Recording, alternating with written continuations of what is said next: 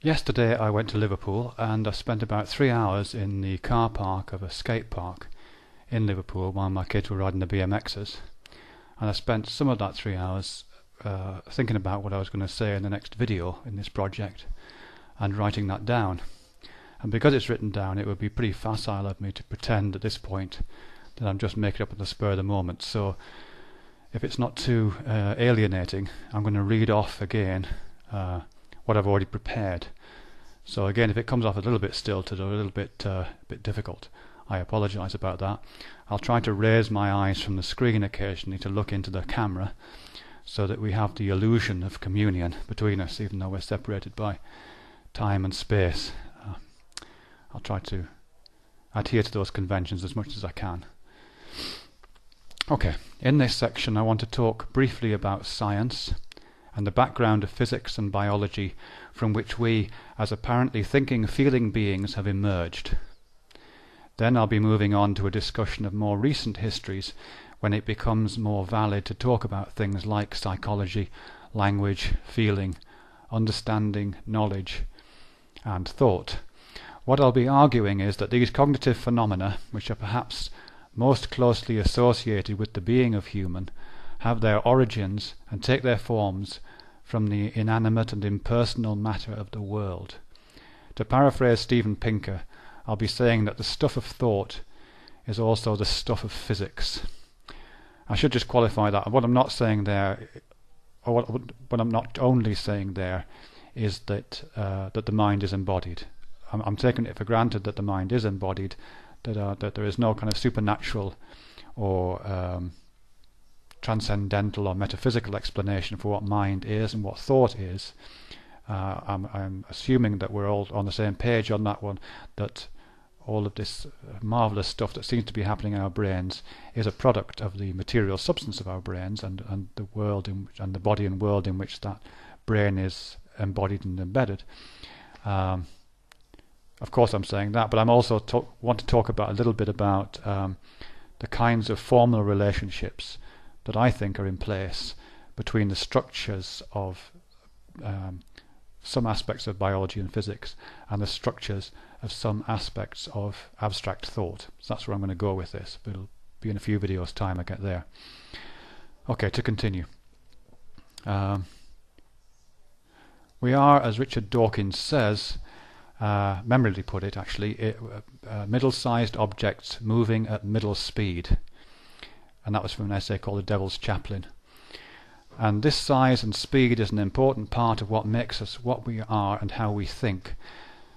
The scales at which all of creation operates stretches in size from the Planck length to the horizon of visible space, a scale of some 40 or so powers of magnitude. And as Joel Primack and Nancy Abrams relate in The View from the Centre of the Universe, we occupy a tiny proportion of this scale somewhere in the middle, a place on the continuum of being with its own local interpretations of universal laws, its own biological customs and practices. From an evolutionary perspective, we've been middle-sized objects for a very long time. Since before we had an opposable thumb, since before we had a language, since before we had consciousness, since before we had the complex non-conscious processes we have today. We were middle-sized objects moving at middle speed when our entire psychophysiological repertoire was limited to flight or fight, breeding and eating.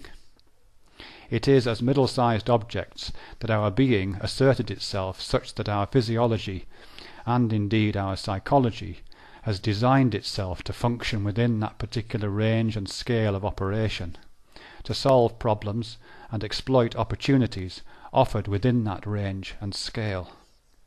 Driven by the attractions of pleasure, nature's reward for survival-enhancing behaviour, and the distress of pain, the stick that nature holds in her other hand, those of our ancestors who were best able to respond to these coaxings would be those who survived the longest, and therefore were most likely to leave their imprint in the genetic record. The processes of evolution are contingent and conservative, and there is no place within its mechanism for wild experimentation and flights of fancy.